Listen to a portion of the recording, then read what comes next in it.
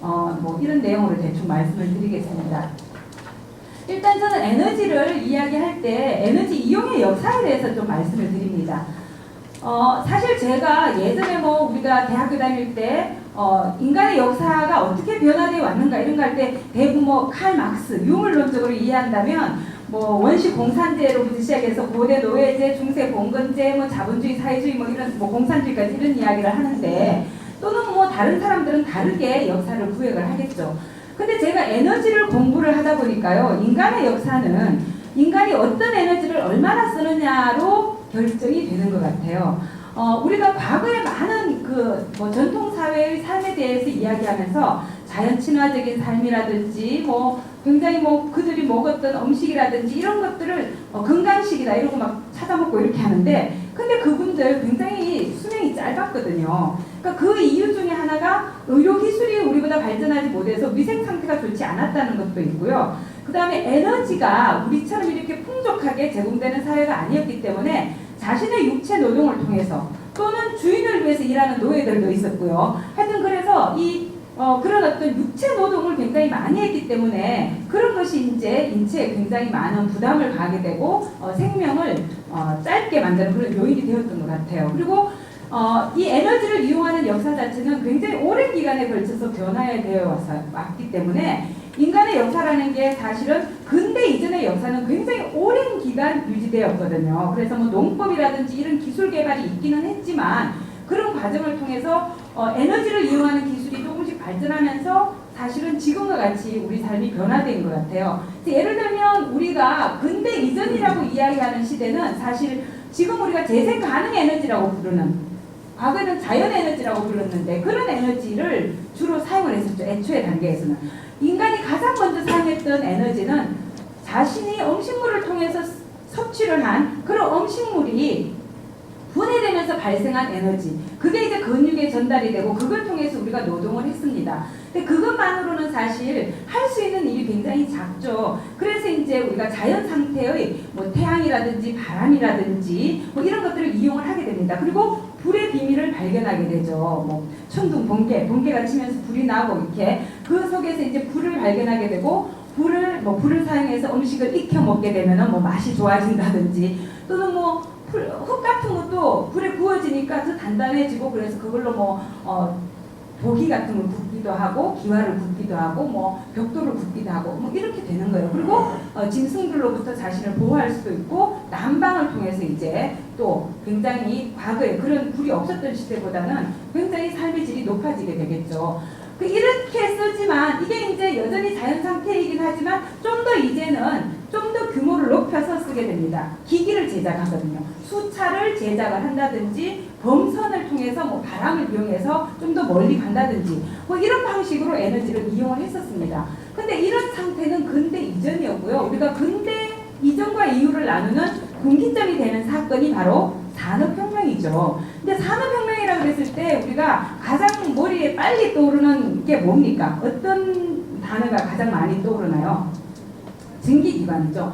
그 증기기관을 움직였던 그 에너지가 바로 석탄에서 온 거였거든요. 그래서 석탄을 태워서 열을 얻고 그 열로 물을 가열해서 증기를 얻고 그 증기로 이제 피스톤 운동을 해서 증기기관을 작동을 해서 굉장히 많은 일을 한꺼번에 할 수가 있게 됩니다. 그런데 이 석탄이라는 건 사실 예전에도 그것이 엄청난 에너지를 가지고 있다는 사실을 알고 있었대요. 그래서 예를 들면 15세기경에도 이걸 사용을 하려고 했는데 석탄을 태우게 되면 엄청나게 몸에 안 좋은 그런 가스들이 발생을 하기 때문에 뭐 그 에드워드 2세라든가 그런 사람들은 석탄을 사용을 못하게 금지하는 그런 일까지 있었다고 합니다.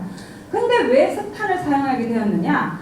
이게 이제 석탄은 굉장히 에너지 밀도가 높다고 표현을 해요. 작은 양을 연소를 시키더라도 엄청난 양의 에너지가 나오거든요. 근데 예를 들면 과거에 우리가 사용했던 태양이나 바람이나 물이나 이런 것들은 에너지 밀도가 낮다고 이야기해요. 그것이 주는 에너지가 같은 뭐 부피나 질량이었을 때 그것이 주는 에너지의 양이 굉장히 낮은 거죠. 그 다음에 또 어떤 그 차이점이 있냐면요. 간헐적이다 이렇게 표현을 해요. 그러니까 우리가 지금 산업혁명기에 들어와서 이제 사용하게 된 석탄이라든지 그 이후에 또 사용하게 된 게 뭐냐면 석유가 언제부터 사용이 됐냐면요. 전 세계적으로 석유를 유정의 형태로 개발해서 사용하게 된 건 1859년에 불과하대요. 1859년에 미국의 펜실베니아 주에서 인류 최초로 유정의 형태로 개발을 해서 석유를 추출을 해서 사용을 하게 됐다고 합니다. 그래서 우리가 석유 없는 시대를 생각하면 많은 사람들이 막 돌칼 들고 가죽 팬티 입고 동굴 앞에 서 있는 모습을 상상하는데 그게 아니라는 거죠. 그건 불과 미국의 남북전쟁 당시 정도밖에 안 된다 그래요. 근데 이제 150년 정도밖에 사실은 흐르지 않은 거죠. 그러니까 그리고 천연가스 같은 경우에는 천연가스가 세계적으로 널리 쓰이게 된 건 1970년대 와서야 널리 쓰이게 됐다고 그래요. 그런데 하여튼 이런 이 세 가지를 우리가 합해서 화석연료라고 부르는데 이 화석연료는 기존에 썼던 자연에너지하고는 굉장히 차이가 있습니다. 어떤 차이가 있냐면 아까 말씀드린 것처럼 에너지 밀도가 상당히 높아서 작은 양에서 엄청난 에너지를 뽑아서 쓸 수가 있는 거죠. 그 다음 두 번째 또 어떤 특징이 있냐면 간헐적이지가 않아요. 간헐적이라는 말은 뭐냐면 태양이나 바람처럼 늘 일상적으로 꾸준하게 그 양이 유지되는 게 아니고 있을 때는 있고 없을 때는 없죠. 그게 이제 자연에너지의 특성이거든요. 근데 석탄석유 가스 같은 화석연료는 어떤 특징이 있냐면 우리가 원하는 때 원하는 양만큼 원하는 대로 쓸 수가 있어요. 그리고 자연에너지는 그것이 있는 지역에서 없는 지역으로 이동이 가능하지 않았습니다. 제주도에 아무리 바람이 많다 한들 그 바람을 보자기에 싸갖고 서울까지 갖고 와서 한양까지 갖고 올 수가 없거든요. 근데 석탄석유 가스는 부존자원이 있는 지역 없는 지역이 있을 때 없는 지역도 있는 지역에서 갖다가 쓰면 되는 거예요. 수송이 가능하고 저장이 가능합니다. 그렇기 때문에 우리가 원하는 때 꺼내서 쓸 수 있고요. 그 양도 조절할 수가 있는 거죠. 그래서 엄청나게 편리해졌습니다. 그리고 이제 그런 게 이제 이게 굉장한 특징이죠. 그렇기 때문에 엄청난 양의 에너지를 공급받음으로써 굉장히 많은 일을 한꺼번에 할 수가 있게 되고요. 그런 것들이 이제 산업혁명을 추동하는 그런 엔진의 역할을 하게 되는 거죠. 그러다가 그 1890년대 19세기 말에는 또 어떤 일이 벌어지냐면 전기를 발명하게 됩니다. 사실 전기를 처음에 발명을 했을 때는 이 전구를 키기 위한 하나의 어떤 에너지원으로 전력을 발명을 했다 그래요. 그래서 전구하고 전력이 세트로 이렇게 개발이 되는데 이 전력이라는 것은 어떤 특징이 있냐면 일단 이게 전력을 생산하게 되면은 전선만 닿으면 그 전선이 가는 곳에선 어디서든지 전기를 사용할 수가 있습니다. 더 편리해진 거죠. 앞에 이야기한 화석연료보다도 훨씬 편리하고요. 그리고 전기 같은 경우에 우리가 안전사고 이런 것만 좀 조심하게 되면은 소비자의 입장에서는 화석연료에 비해서는 훨씬 더 깨끗하고 별로 정말 너무 편리한 거예요. 그냥 벽에 콘센트만 있으면 플러그만 갖다 꽂으면 모든 일을 할 수가 있거든요. 그리고 이 전기를 사용하게 된 건 저는 인간의 삶에 있어서 시간과 공간이 엄청나게 확장되는 결과를 가져왔다고 이야기를 합니다. 왜냐하면 전기를 사용하게 되면서 우리가 밤의 길이가 짧아지죠. 낮이 연장이 되는 겁니다. 훨씬 더 간편하게 우리가 불을 켜고 살 수 있거든요. 공간적으로도 마찬가지죠. 제가 여기 올 때도 전철을 타고 왔는데요. 전기가 없다면 전철이라는 게 가능하지 않겠죠. 63빌딩 도저히 그거 지을 수가 없습니다. 우리가 고층 빌딩이 가능한 이유가 뭐냐면 두 가지 기술 때문에 가능하다고 그러는데요. 하나는 철근 구조를 개발했기 때문이라고 해요. 그래서 철근이 있기 때문에 벽돌만 쌓았을 때 무너지기 쉬운데 그게 갈 수 있는 거죠. 그 다음 다른 하나가 뭐냐면 바로 엘리베이터 기술이에요. 엘리베이터가 없다면 고층 건물을 이용할 수 없겠죠. 근데 그 엘리베이터를 구동하는 힘이 바로 전기죠. 그래서 이 전기를 사용함으로써 공간적으로 지하와 지상이 굉장히 이렇게 넓어지는 그런 효과가 있어요. 근데 이게 이런 어떤 편리함을 우리가 가지게 되었지만 생태학의 네 가지 원칙 중에 하나가 뭐냐면요. 세상에 공짜 점심은 없다예요. 이게 공짜가 아니라는 거죠. 그만큼 우리가 많은 대가를 지불하게 되는데 그 이야기를 이제 나중에 드리겠습니다. 그래서 이렇게 이런 단계를 거치면서 어떻게 됐냐면 소비하는 에너지량이 굉장히 커져 왔고요. 그 다음에 이 사용하는 에너지원이 다양해져 왔지만 좀 더 에너지 밀도가 높은 화석연료를 많이 사용하게 되고 또 전기를 개발하게 되면서 이 전기는 근데 어떤 특징이 있냐면요. 전기는 2차 에너지라고 불러요. 우리가 1차 에너지라는 건 뭐냐면 전환하지 않은 에너지예요. 예를 들면 석유에서는 원유로 이야기하고요. 또 뭐 천연가스, 그 다음에 원자력, 핵발전이죠. 그런 게 1차 에너지고요. 2차 에너지 또는 최종 에너지는 뭐냐면 소비자가 소비하는 형태의 에너지를 최종 에너지라고 불러요. 그래서 석유 같은 경우에는 뭐 휘발유라든지 경유, 등유 뭐 이런 것들이고, 그 다음에 이제 뭐 전기 이런 것도 최종 소비하는 최종 에너지죠. 근데 이거는 한 번에 전환을 거친 거거든요. 이 전기 에너지는. 그래서 전기 에너지는 어떤 특성이 있냐면 효율이 굉장히 낮습니다. 전기 에너지는 뭐냐면 화석연료 같은 경우는 그거를 태워서 열을 얻어서 그 열로 전기를 발전시켜서 발전기를 돌려서 전기를 얻고요. 물론 이제 복합화력 발전 같은 경우는 전기를 굳이 발생하지 않고 열 자체로 이제 구동하기도 하지만, 핵발전 같은 경우는 핵분유를 통해서 발생하는 에너지 엄청나거든요. 그걸로 이제 물을 데워서 전기를 만든 다음에 그 전기로 발전기를 돌립니다. 근데 이 과정에서 어떤 일이 일어나냐면 투입했던 1차 에너지가 100% 전기로 전환되는 게 아니고, 전기로 전환되는 에너지는 30에서 35%에 불과합니다. 나머지 65에서 70%의 에너지, 열 에너지는 손실, 그냥 없어집니다. 그리고 이 전기 에너지는 생산해서 바로 쓰지 않으면 저장하기가 굉장히 어렵기 때문에 그냥 사라지게 됩니다.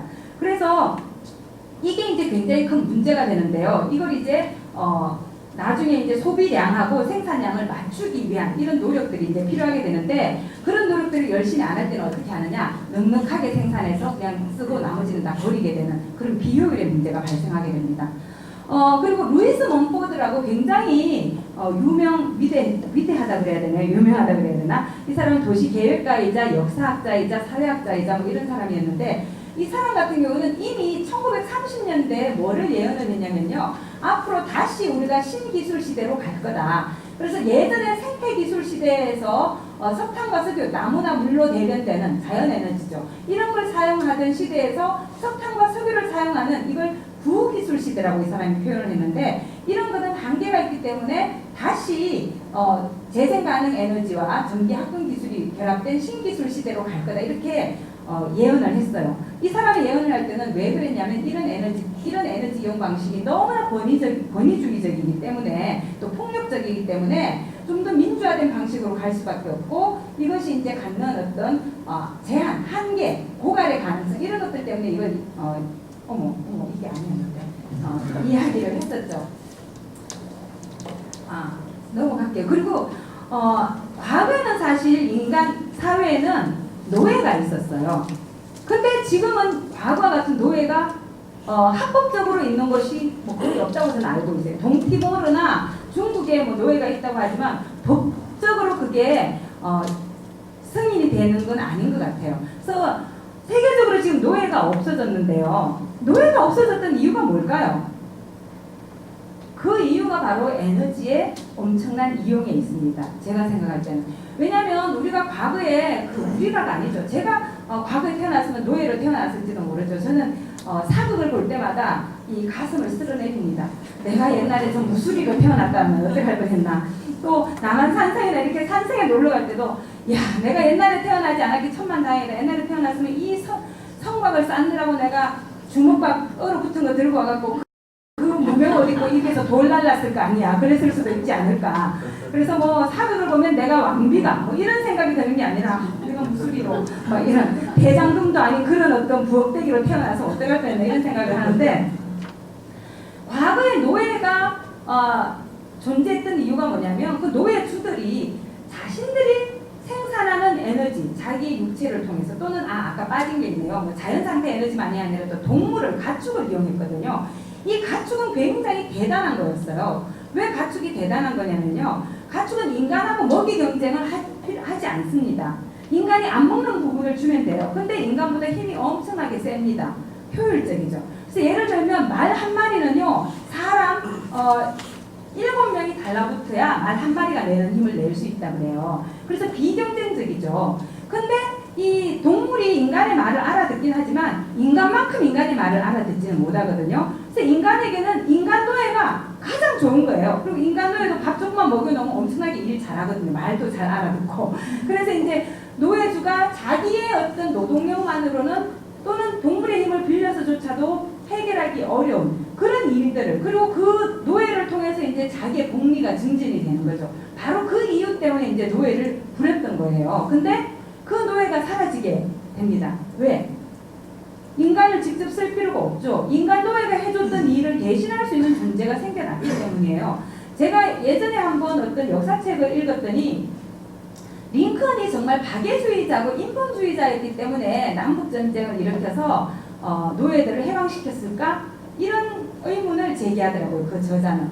그러면서 뭐라고 해석을 하냐면 미국이 영국이나 이런 유럽 대륙보다 산업혁명을 늦게 했잖아요. 후발주자로. 근데 산업혁명을 하려고 하면 공장에서 일하는 노동자, 플로레타리아가 필요한데 이게 미국에 노동자가, 이 도시에서 일할 수 있는 노동자가 별로 없는 거예요. 그래서 보니까 그 노동을 할 수 있는 존재들이 어디에 있냐면 남부의 면화 농장에 있는 거죠. 그래서 남북전쟁을 일으켜서 남부의 면화 농장의 노예를 해방시켜 줌으로써 그들이 이제 도시로 와서 도시 공장의 노동자가 된다는 거예요. 그래서 이제 그런 식으로 해석을 하는 사람도 있더라고요. 그 말씀을 드린 이유가 뭐냐면 그런 인간 노예가 해방됐지만 새로운 노예가 인간의 역사에 등장하게 됩니다. 그게 뭐냐면 바로 기계입니다. 그리고 그 기계를 움직이는 힘이 바로 새롭게 우리가 사용하는 화석연료라든지 뭐 핵발전을 통해서 만들어지는 그런 전력이죠. 그래서 이게 우리가 지금 우리가 얼마나 많은 인간 노예를 부리고 있냐면요. 예를 들면은 우리가 배럴이라는 단어를 많이 써요. 석유를 우리가 할 때 석유를 계량을 측정을 할 때. 근데 계량을 할 때 쓰는데 감이 안 오잖아요. 석유 1배럴이 도대체 얼마만큼 큰 에너지인지. 근데 그 석유 1배럴에 해당하는 양을 생산하려면 어떤 노력이 필요하냐면요. 이 데이비드 휴즈라는 사람이 계산을 해보니까 우리가 근로기준법을 따랐을 때 주 5일 근무해서 8시간 노동했을 때 몇 년을 자전거 페달을 밟아야지 얻을 수 있는 에너지량이라면 7.37년이에요. 그리고 휴일 없이 주말에도 일하고 하루 절반 12시간을 노동하게 되면 3.8년을 자전거 페달을 밟아야지만 얻을 수 있는 게 석유 1배럴이에요. 근데 우리가 지금 몇 배럴을 쓰고 있느냐? 미국 사람 한 사람이, 이 앤드류 니키포룩이라는 사람이 쓴 책인데요. 이거 재밌으니까 한번 읽어보세요. 이 사람이 보니까 당시에, 이게 지금 좀 늘었습니다만 23.6배럴의 석유를 쓰고 있는데 국민, 캐나다나 미국인이죠. 그게 몇 명에 해당하냐면 174명이 우리에게 시중을 드는 꼴이라는 거예요. 그래서 지금 우리가 쓰고 있는 양은 봉근 영주보다 사실 우리가 더 호화롭게 살고 있어요. 그러니까 우리나라 사람들의 양으로 바꿔보니까 한 140명 정도 우리가 부리고 있더라고요. 그래서 집에 예를 들어 4인 가족이면은 댁에 가시면요, 한 500명 이상의 노예들이 우리를 위해서 딱 준비하고 있는 거예요. 주인님 일을 시키십시오. 뭐 그렇게 해서 우리가 지금 엄청나게 호화롭게 지금 살고 있는 그런 상태입니다. 그리고 여기서 또 하나 에너지와 관련해서 말씀드리고 싶은 게 뭐냐면 핵발전, 핵에너지예요. 인류의 역사를 보면요, 이 에너지 이용이 아까 이런 식으로 바뀌었다 그랬는데 사실 석탄을 사용하게 된 게 굉장히 중요한 이유 중에 하나가 이거였대요. 땔감이 부족했어요. 사실 석탄을 사용하기 전에 가장 많이 사용했던 에너지원은 땔감이었어요. 근데 유럽에서 그 도시가 조금씩 만들어지고 사람들이 도시로 조금씩 이동해서 살게 되면서 어떤 일이 이루어졌냐면 도시 주변에서 구할 수 있는 석탄, 땔감의 양이 자꾸 줄어드는 거예요. 그래서 이 땔감을 원거리에서 이동을 해오려고 하면은 오히려 땔감을 이동하는 데 들어가는 에너지가 더 크다는 거죠. 그리고 땔감이 그만큼 비싸지는 거예요. 그래서 석탄이 그만큼 몸에 안 좋은 걸 알지만 석탄을 사용하기 시작했다 그러더라고요. 그래서 그 당시 석탄을 최초로 사용했을 당시에는 가정에서도 이제 석탄을 이용해서 난방을 하게 되는데 그 석탄에서 발생하는 유독가스를 어떻게 처리하느냐, 이게 굉장한 과제여서 막 후드 장치도 개발하고 막 별의별 시도들을 많이 해봤더라고요. 그때 그림들을 이렇게 보면은 되게 재미난 사건들이 많이 있어요. 제가 그래서 이 말씀을 드리는 이유는 뭐냐면 인간의 역사를 보면요, 어떤 에너지원에서 다른 에너지원으로 넘어갈 때는 기존의 에너지원이 좀 구하기 어려워지거나 굉장히 비싸지거나 이럴 때 다른 에너지원으로 이렇게 진행되는, 확장되는 그런 어떤 역사를 보였어요. 근데 단 하나 예외가 있습니다. 그게 뭐냐면 바로 핵 에너지예요. 핵 발전은 기존의 에너지원이 부족하거나 기존의 에너지원이 비쌌기 때문에 등장한 에너지원이 아니었어요. 왜냐하면 이거는 에너지의 개념에서 출발한 게 아니라 다 아시는 것처럼 핵무기에서 출발한 거거든요.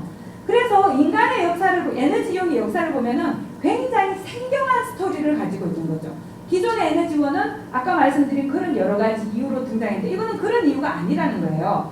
그래서 여러분이 아시는 것처럼 아인슈타인이 상대성 이론이라는 것을 발견을 했죠. 그래서 E는 mc 제곱이라는 이 공식은 뭐냐면 사실은 이런 질량의 변화를 통해서 에너지를 만들어낼 수 있다는 거거든요. 그래서 이걸 이제 사람들이 그 아인슈타인이 이거를 발표하고 나서 당시의 과학자들이 그 비밀을 풀게 됩니다. 아, 그러면 에너지를 우리가 만들어낼 수 있겠구나. 그렇게 해서 핵 분열을 통해서 에너지를 만들어낼 수 있다는 걸 1930년대에 독일의 학자들이 알게 됩니다. 그러면서 어떻게 되냐면 그 당시에 제가 그 사람의 이름을 자꾸 실라든가 뭐 그런데 이름을 자꾸 잊어버리는데 어떤 학자가 있었어요. 이 사람은 헝가리 출신이지만 유태인이었어요. 물리학자였는데 그 당시에 이 사람이 그 나치 정권 치하에서 이 나치가 핵무기를 개발한다라는 그런 어떤 소문을 들은 거예요. 그래서 이 사람이 미국의 학회에 갔다가 기존에 한번 만났던 안면이 있었던 아인슈타인을 찾아가게 됩니다. 그래서 아인슈타인한테 뭐라고 이야기하냐면 나치가 핵무기를 발명하게 되면 인류는 끝이다. 그래서 독일이 핵무기를 개발하기 전에 미국이 핵무기를 개발해야 된다. 그러니까 당신이 루즈벨트 대통령한테 편지를 써서 핵무기 개발에 나서라고 그렇게 좀 이야기를 하라. 그렇게 이야기를 해요. 근데 아인슈타인이 처음에는 그 말을 듣지 않았대요. 근데 그 사람이 계속해서 그런 요구를 하자 편지를 썼던 거예요. 그렇게 해서 시작된 게 뭐냐면 맨하탄 프로젝트입니다.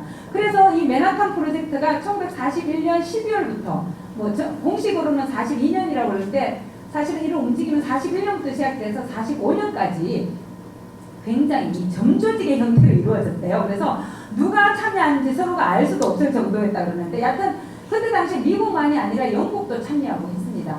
그렇게 해서 이제 핵무기를 개발하게 되고 1945년 7월에 비키니섬이라든지 이런 데서 핵무기를 실험을 하게 되고 그것이 성공하게 됩니다. 그렇게 되면서 1945년 8월에 8월 6일과 9일인가 거기에 나가사키 히로시마에 핵무기를 투하하게 되는 거죠. 핵폭탄을. 그렇게 해서 이제 이 제2차 세계대전이 끝나게 됩니다.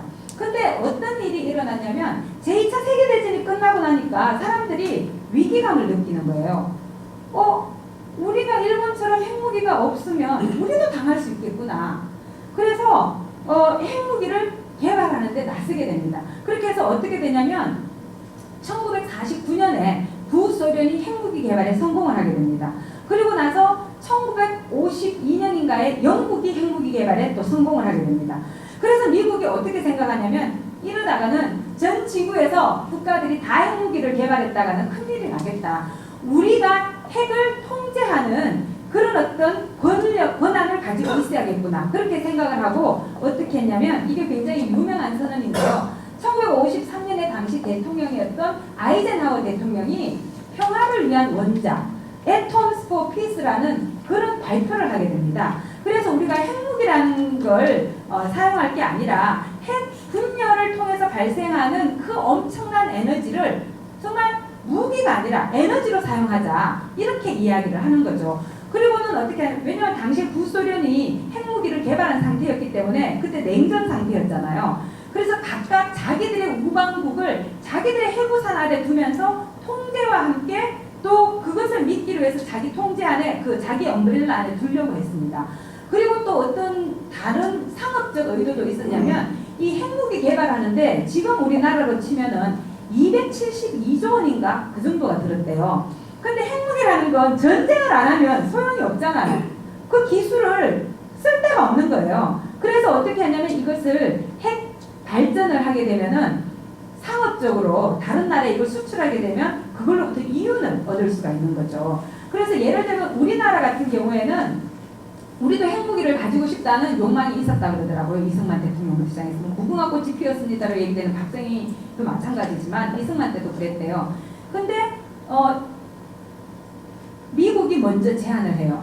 우리한테. 우리가 이 원자력, 핵발전 기술을 알려줄 테니까 배우러 와라. 그리고 우리 기술을 사가라는 거죠. 그렇게 해서 어떻게 했냐면 그때 당시에 우리는 아무 기술이 없었기 때문에 그 당시에 문교부가 주관 기관이었어요. 문교부에서 과학자 2명을 선발해서 미국에 보내서 이 기술을 배우게 합니다. 그리고 나중에는 이제 턴키라고 해서 일괄 이렇게 받는 그런 방식으로 하는데 1953년에 이 아이젠하워가 이걸 발표하자마자 일본이 어떻게 했냐면요.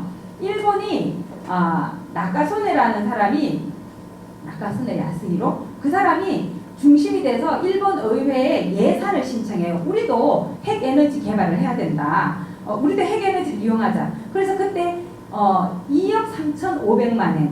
그 굉장히 상징적인 숫자인데요. 우라늄 235가 분열해서 핵에너지를 얻을 수 있거든요. 그래서 235. 그래서 2억 3,500만 엔을 신청하게 됩니다.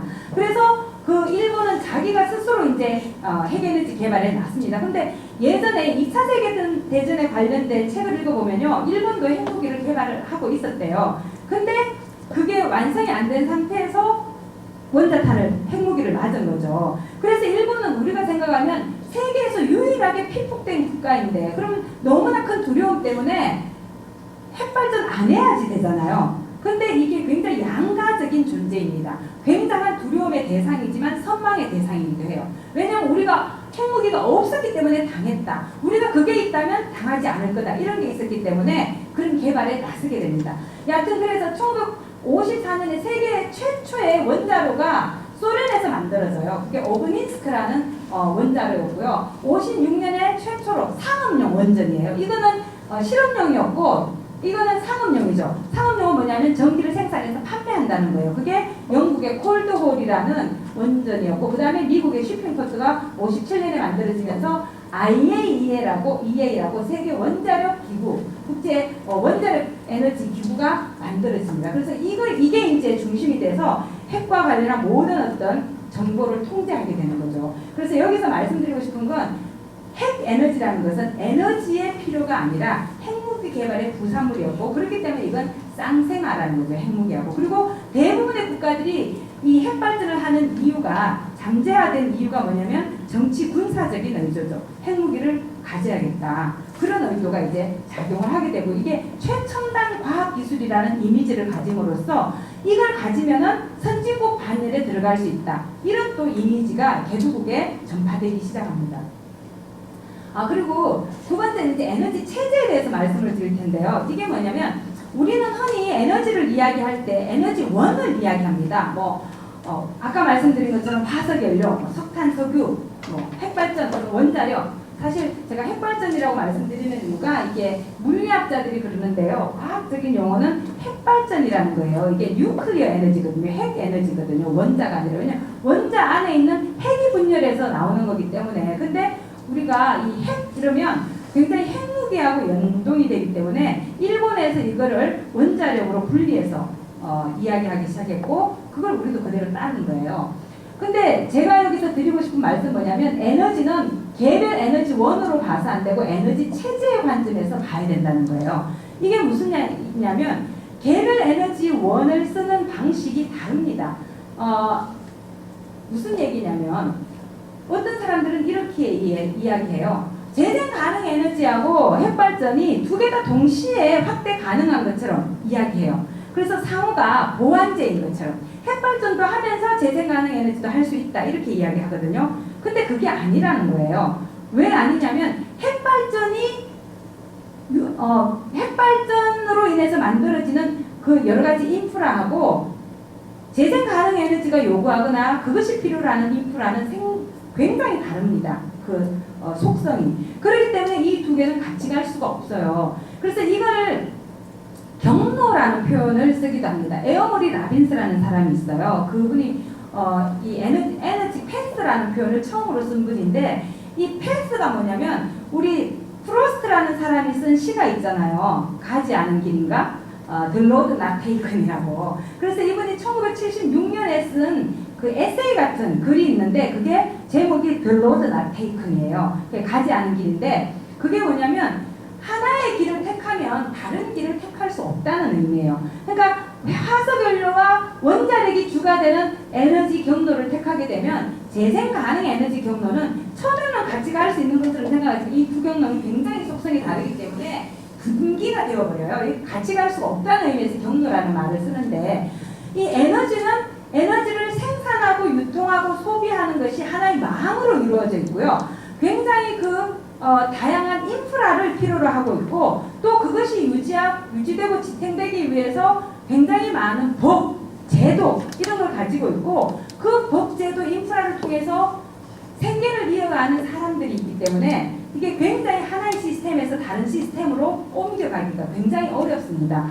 이게 이제 연성 에너지 경로, 경성 에너지 경로인데 이 경성 에너지 경로는 하드 에너지 패스라고 해서 화석 연료와 원자력이 기반이 된 그럼 이게 어떤 속성을 가지고 있냐면 굉장히 중앙 집중적이고 또 결정 과정도 굉장히 중앙 집권화되어 있고 그리고 환경 문제라든지 사회 문제 이런 것들에 대해서 별로 신경 쓰지 않고 가장 중요한 거는 대량의 에너지를 안정적으로 값싸게 공급하는 게 가장 중요한 이 정책 의사결정에 있어 기준이 되는 그런 에너지 시스템입니다. 반면에 연성 에너지 경로라는 거는 되도록이면 에너지를 덜 소비하는 거예요. 에너지 절약과 효율 개선을 통해서. 그리고 그래도 에너지는 필요하기 때문에 그거는 재생 가능 에너지로 하는 그래서 굉장히 부드러운 에너지다 이렇게 이야기를 해요. 그래서 이런 에너지 시스템은 분산적으로 존재하는 거고 그 다음에 이 분산적이기 때문에 에너지 이용에 대한 의사결정도 굉장히 분산적으로 민주적으로 이루어지는 경향이 있다는 거예요.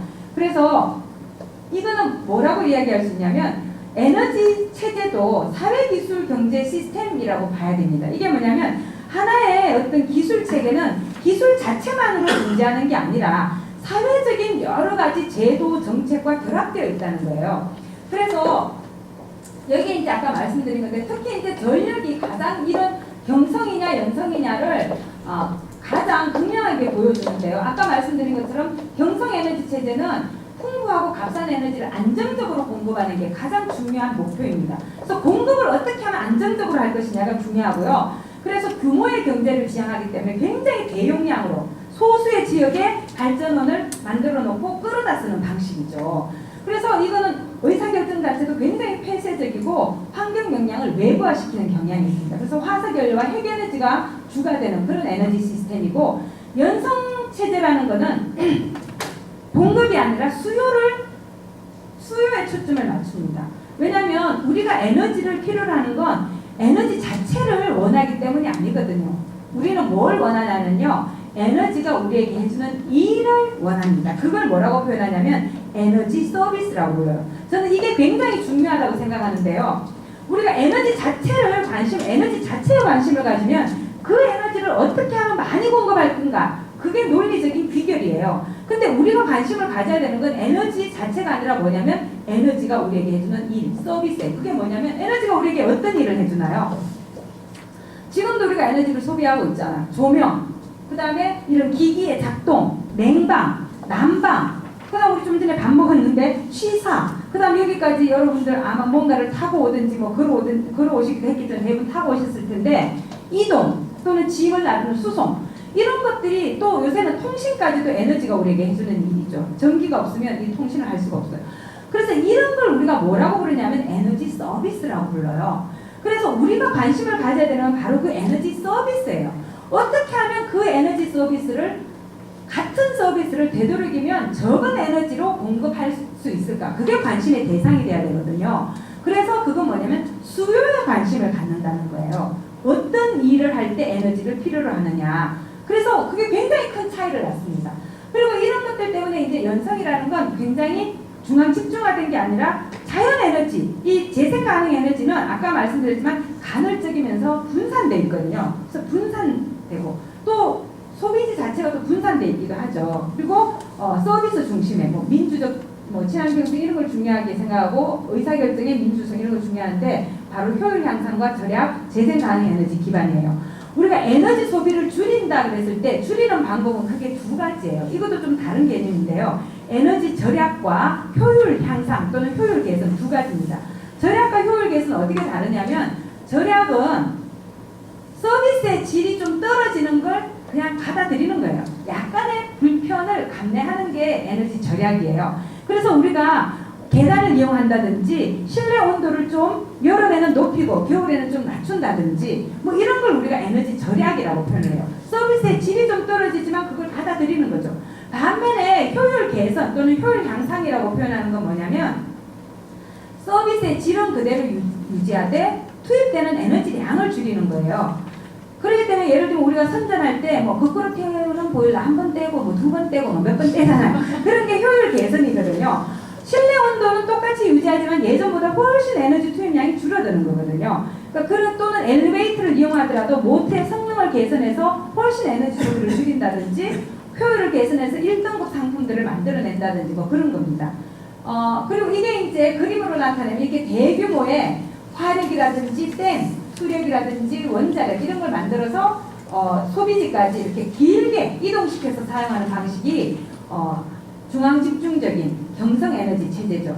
바로 이것 때문에 생산지와 소비지가 분리되는 이원화되는 현상이 나타나고 그것 때문에 사회 갈등이 발생할 수밖에 없습니다. 반면에 분산적인 전력 체제는 이제 이게 넘어가는 단계에서는 이게 수명은 연장한다든지 뭐 그 수명을 완전히 우리가 보장해서 쓴다든지 하면서 어떻게 하냐면 소비지에서 생산이 이루어지는 것 그리고 효율을 개선해서 소비지에서 에너지 소비를 줄여주는 것 그런 것들이 바로 이런 분산적인 연성 에너지 체제예요. 여기서 이제 제가 아까 에너지 체제도 사회기술 체계 하나다 이렇게 말씀을 드렸는데 사회기술 체계가 뭐냐면요. 아까 말씀드린 것처럼 기술이라는 게 물리적 인공물 그걸로만 존재하는 게 아니라 다양한 사회적인 느낀 게 뭐냐면 이렇게 큰 나라가 우리나라보다 면적이 한 5배 정도 되는 것 같아요. 인구는 우리보다 뭐 5분의 1도 안 되는 것 같더라고요. 그런 나라가 원자로를 한 기 가지고 있는 거하고 우리같이 조그만 나라가 한 기를 가지고 있는 게 같은 의미일까? 그래서 제가 여행에서 돌아오자마자 트렁크 열지도 않고 앉아가고 계산을 했어요. 그때 당시는 벨기에가 1등이었고요. 왜냐면 베네룩스 너무 조그만 나라잖아요. 근데 7기를 가지고 있으니까 1등이었는데 갈수록 우리나라가 늘어나서 지금 우리나라가 1등입니다. 이건 무슨 얘기냐면 그만큼 좁은 지역에 너무나 많은 원자로가 밀집해 있기 때문에 한 번의 사고가 그만큼 치명적일 수 있다는 거죠. 그리고 또 더해서 아까처럼 한 발전소 안에 핵방로가 너무 여러 개가 들어가 있어서 이게 굉장히 큰 우려의 대상입니다. 하나가 사고 나면 그 발전소 전체를 사용할 수가 없게 돼요. 그러면 이게 어떤 문제가 있냐면 전력 공급 안정성에 굉장히 문제가 있고요. 그것만이 아니죠. 바람 불면 우리 다 이렇게 다 날아오거든요. 참 문제입니다. 특히 전라도에서 바람 불면요 서울까지 그대로 오거든요. 이게 해풍을 타고 이렇게 거꾸로 올라온대요. 문제는 뭔지 아세요? 시뮬레이션을 한 번도 안 해봤다는 거예요. 이 나라가 사고가 났을 때 어떻게 될지. 그리고 이제 가장 큰 문제는 방사성 폐기물 있죠. 저준이는 경주에 지금 중저준위 방패장을 지어서 지금 운영하고 있는데요. 이게 엄청 또 문제가 됩니다. 짓기는 했는데 워낙 연약 안반이고 지하수가 워낙 많이 나와서 과연 이게 사실은 한 200년에서 300년 동안 안전하게 보관해야 되는데 이게 200년, 300년 안 갈 것 같아요. 사실은 이 근처가 저희 고향이거든요. 제가 건천이라는 곳에서 태어난 게 아니고 자랐는데 그러니까 경주시예요. 근데 건천은 대구 쪽으로 붙어 있고 이거는 양남, 이건 양북면에 있는데 그거는 저 바닷가에 동경주에 있어요. 저는 서경주고. 그런데 어릴 때 여기 놀러 많이 갔거든요. 거기 문무대학릉이 근처에 있어서. 특히 문제가 되는 게 사용 해결료죠. 요거는 10만 년을 안전하게 보관해야 되거든요. 근데 기술이 없어요. 세계적으로. 도대체 이런 상태에서도 또 지으려고 하니 도대체 이게 어떻게 된 건지. 그래서 정부가 뭐라고 얘기하냐면 2019년부터 원래는 2016년이라고 그러더니 또 19년이라고 얘기하는데 최근에 발표된 거 사용후 공론화위원회에서는 해결료 공론화위원회에서는 또 용역을 줬더니 2024년까지 늘릴 수 있다. 근데 어떻게 늘리는지 아세요? 한 발전소 안에 호기간 이동, 그 다음에 밀칙, 그 풀 있잖아요. 저장수죠. 그거를 좁히는 거예요. 간격을. 그리고 빽빽하게 꽂아놓는 거예요. 한 최소 3년에서 5년을 물에 식혀야 되거든요. 근데 그거를 그렇게 빽빽하게 꽂아놓으면 열이 그만큼 올라갈 텐데 과연 안전할지 저는 너무 걱정이 되더라고요. 앞으로는 어떻게 되느냐? 지금 2020년이 되면요, 폐로를 해야 될 게 지금 고리 원전을 하지 않겠다 그랬으니까 그걸 빼면은 어떻게 되냐면요, 11기가 됩니다. 월성 원전도 그때 또 재수명 연장 낮아야 되거든요. 참 이게 문제입니다. 이게 어떻게 될까 굉장히 문제고요. 제가 뭐 법 정책한다고 해서 딴 말씀만 드렸는데 지금 한국 경제와 에너지 부문은 뗄래야 뗄 수 없는 관계로 지금 연결돼 왔죠. 계속해서 이런 경제 성장을 뒷받침하는 동력이 바로 에너지원이었고요. 에너지 정책의 가장 중요한 목표는 뭐였냐면 값싸고 안정적으로 대량으로 에너지를 공급하는 게 우리나라 에너지 정책의 목표였어요. 지금도 그건 변화가 별로 되고 있지 않습니다. 아무리 저탄소 녹색 성장을 좀 해도. 그래서 그런 방식이었고요. 뭐 석유 파동이 있으면서 에너지 다원화 정책이라고 해서 에너지 원도 여러 가지로 하고 또 다변화, 수입선 다변화라 그래서 중동 의존적인 걸 늘리겠다고 했지만 별로 그렇게 많은 변화가 있지 않고요. 지금 현재 우리나라가 수입하는 에너지는요 95.4%예요. 예전에 97에서 조금 낮아지긴 했는데 좀 95.4를 수입하고 있는데 우리나라가 수입할 때 지불하는 돈이요 우리나라 3대 산업의 수출액보다도 많습니다. 그래서 반도체, 자동차, 석유화학 산업 그거 다 수출해봤자 그 돈보다 더 많은 돈을 주고 에너지를 사갖고 써야 돼요. 그래서 그걸 에너지를 아끼면 그걸 안 줘도 되거든요.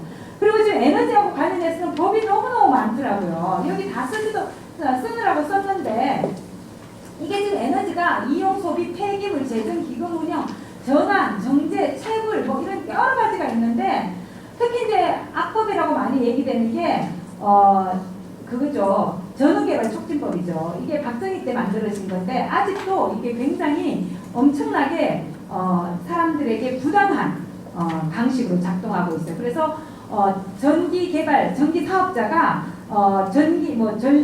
송전선이라든지 또는 발전소를 지을 때 굳이 주인의 동의를 안 받아도 되는 그런 방식이고요. 최근에 작년인가 또 법이 고쳐져서 전기사업법에 의해서 발전시설을 세우거나 뭘 할 때 공청회를 하도록 되어 있잖아요. 근데 2번을 공청회를 시도해서 무산이 되면은 안 해도 되는 걸로 지금 법이 바뀌어 있는 상태예요. 그래서 이게 안 그래도 공청회가 유명무실했는데 계속 뭐 깡패 동원해갖고 그냥 못하게 하면은 무산되고 그랬는데 아예 무산되면은 사업자가 어쩔 수 없이 공청회를 못하게 됐을 때는 2번을 시도했다 안 하면은 그냥 사유서를 써서 제출하면 공청회를 안 해도 되는 걸로 지금 법이 바뀌었습니다. 굉장히 문제가 많습니다.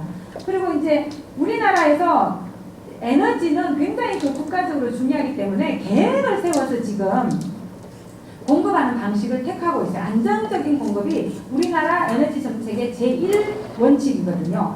가장 중요한 게 국가에너지 기본계획인데요. 이거는 에너지 정책 관련 최상위 국가계획이에요. 그래서 이 계획 아래 이제 다른 계획들이 연결돼서 수립이 되는데 20년을 계획 기간으로 해서 매 5년마다 수립을 합니다.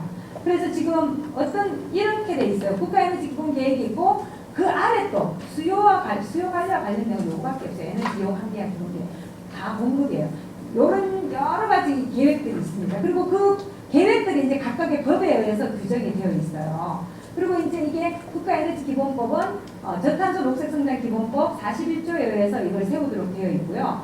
그 아래 또 여러 가지 법들이 뭐 국가에너지 자원 기술개발 기본계획, 기반화 대응 기본계획 뭐 이런 것들이 있고 또 이런 계획들이 있고 이런 법들이 있어요. 그래서 이런 법들이 이 계획에 근거해서 수립되도록 되어 있는데 법 체계상은 그런데 사실은 그렇게 안 하고 대부분은 얘들이 세워서 이걸 쭉 모아갖고 이걸 만드는 그런 방식을 취하기도 합니다. 그래서 이제 국가에너지 기본계획을 사실은 97년에 최초로 수립을 했는데 오히려 이게 지금 이명박 정부에 들어와서 다시 1차로 이름이 붙어가고 이게 또 막 세정연에서는 난리를 해요. 왜 니네는 이거를 4차로 안 부르고 1차로 부르느냐, 왜 예전 거를 무시하냐 막 이러는데 이 정부에서는 이명박 정부에서는 뭐라고 얘기했냐면 근거법이 바뀌었고 이게 기간이 예전에는 10년 이상에 대해서 세우다가 20년 이상에 대해서 세우기 때문에 1차로 다시 만들었다 이렇게 얘기하고 있어요. 그리고 작년에 이제 2차 기본계획이 만들어져서 발표가 됐죠. 원래는 재작년에 발표가 됐어야 되는데 오히려 조금 늦게 발표가 됐습니다.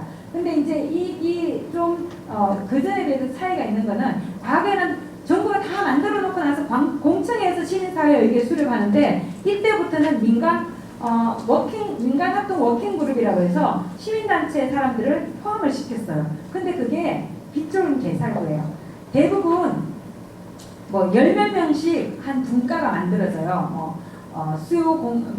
저는 공급이라든지 수요 관리 이렇게 들어가는데 딱 2명씩 넣어줬거든요. 그래서 다수결의 원칙에 따라서 2명이 들어가나 안 들어가나 별로 차이가 없어요. 근데 그만큼 또 절차적인 정당성 이런 게 있겠죠.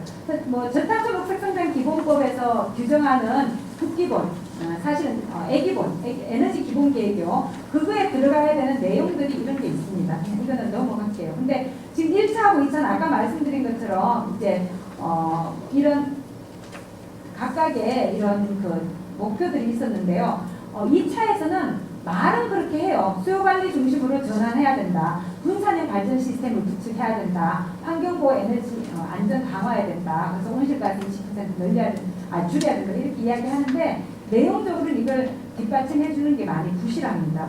그리고 이제 아까 말씀드린 것처럼 민간 가버넌스로 초안을 작성하는 그런 의의가 있긴 한데 뭐가 문제냐면 여전히 이게 원전 비중이 이명박 정부에서는 41%로 늘리겠다고 했어요.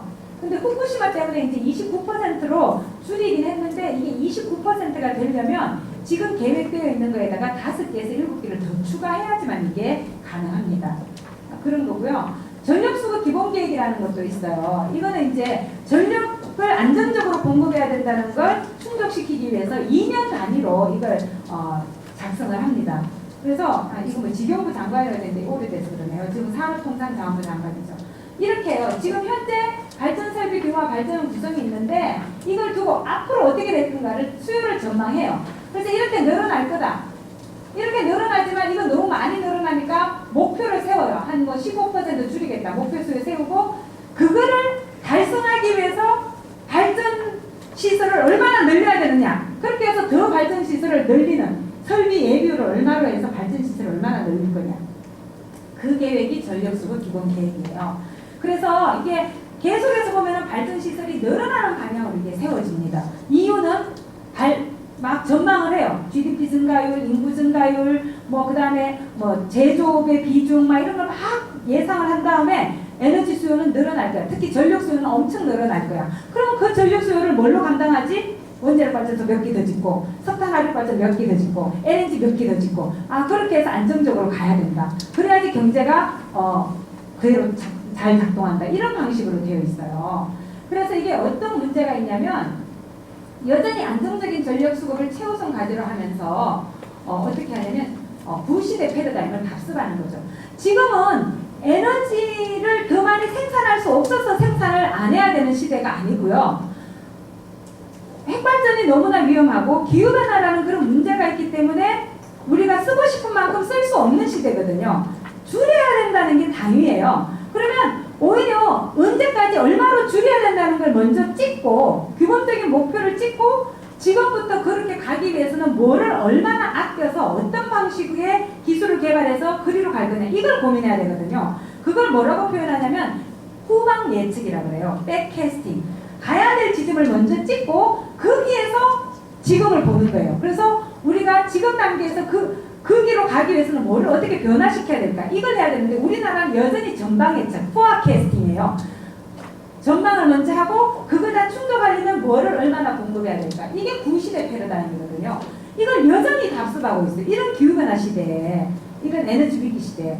그래서 지금 제7차 전력수급 기본계획이 아직 확정이 안 됐는데 국무회의에 지금 아마 올라갈 거예요. 지금 발표된 게 이것도 너무 웃기는 게요. 예전에 참여정부에서는 어떻게 했냐면 이게 지속가능 발전위원회에 올라가고 그전에도 이게 다 유통이 됐어요. 그래서 그거에 대해서 그런데 정권이 바뀌어도 속성이 안 바뀌는 것도 있기는 있어요. 제가 보면은 이런 걸 겪으면서 느낀 게 뭐냐면요. 관료의 힘은 대단하다. 그래서 이 정권을 잡을 사람들은 관료의 속성을 이해해야 돼요. 관료를 너무 믿으면 안 돼요. 제가 이 전력 정책이나 에너지 정책을 보면서 느낀 건데 이거는 정권과 무관하게 아까 제가 말씀드린 사회기술 체계, 에너지 체제 이 관점에서 보면요. 그거의 이해를 가지고 있는 이 관료들과 그 업자들의 이해가 고스란히 반영이 돼요. 그래서 그거를 너무 믿으면 정권을 가진다 하더라도 변화시킬 수 있는 게 별로 없어요. 근데 이게 지금 보면 지금은 더해요. 근데 이거 무슨 007 작전이에요. 국회 상임위에 제출한 자료를 제가 봤는데 나와 있는 내용이 별로 없어요. 오늘도 그 아까 기후변화에 대해서 여러분들이 보셨지만 지금 국가 장기 2020년 이후에 국가 온실가스 감축 목표를 수립해야 되거든요. 그걸 INDC라고 불러요. 국가의 뭐 기여라 그러는데 Intended Nationally Determined Contribution이라고 해서 우리나라는 얼마를 줄이겠다 자발적으로 이걸 다 지금 표를 까기로 돼 있어요.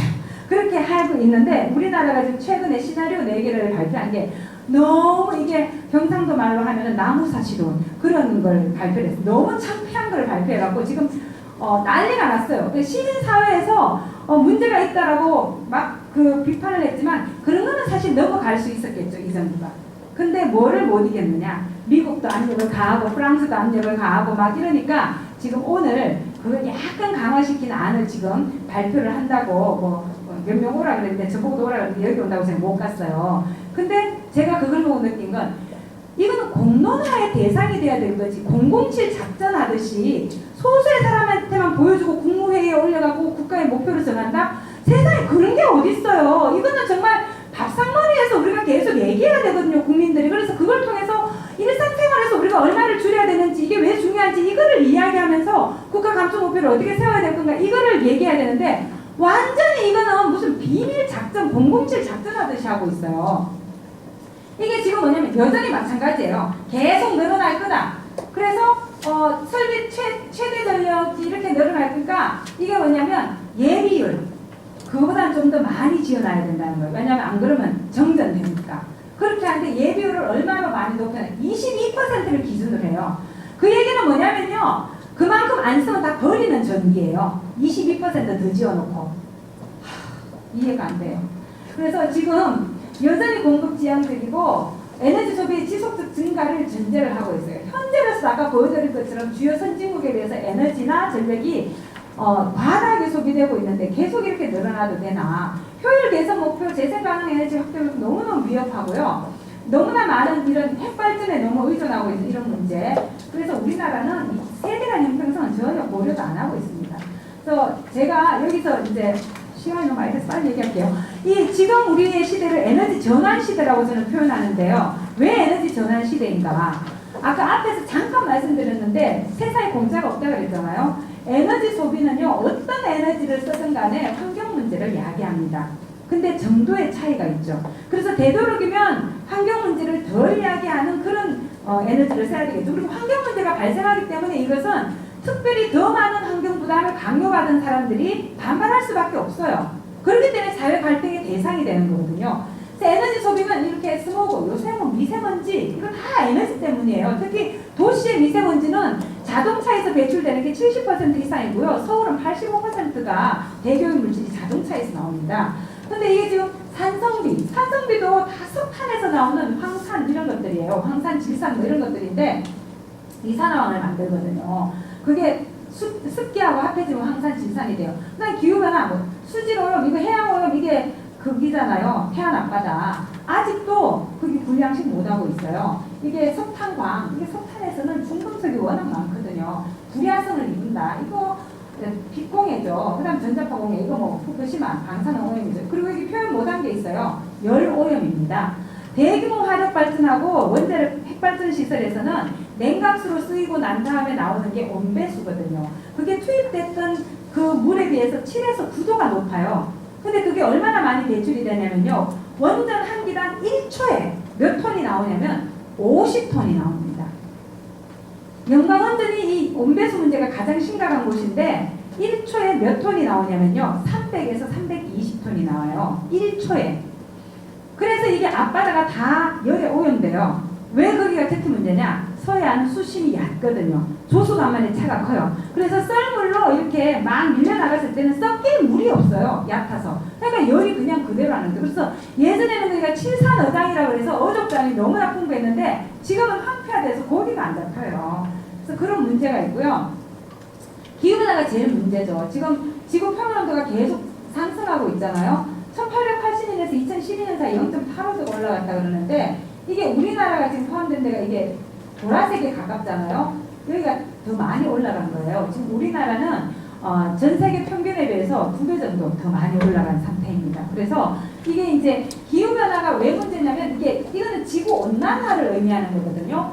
지구온난화가 발생하게 되면은 대류나 해류의 움직임이 변화되면서 왜냐하면 이게 열의 양이라든지 전달되는 열이 다르기 때문에 이상기후가 발생을 해요. 그래서 폭우, 폭설, 혹한, 혹서 뭐 이런 현상이 발생을 해요. 그래서 굉장히 재난들이 발생을 하게 되죠. 우리가 앞으로는 어떻게 될 거라고 예상하고 있냐면요. 지금처럼 화석연료를 계속 빼게 되면은 2100년이 되면은 3.7도가 올라간다는데 이게 산업혁명 대비 3.7이 아니에요.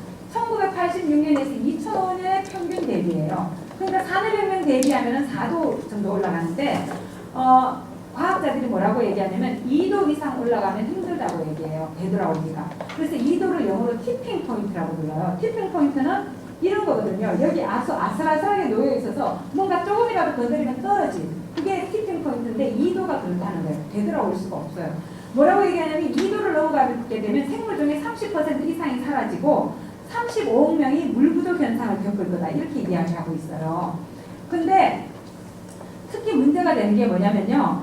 오늘 우리가 어제까지 배출된 것보다 확 줄여서 산업혁명 당시에 온실기체 양으로 줄인다. 예를 들면 산업혁명 당시에 그 이산화탄소로 우리가 환산했을 때 대기 중에 그 온실기체가 얼마나 존재했냐면 280 ppm이 존재했어요. 지금 현재 얼마냐면요. 2013년에 그 하와이에 400 ppm을 찍었다는데 원래 찍었다 그러더라고요. 400 ppm.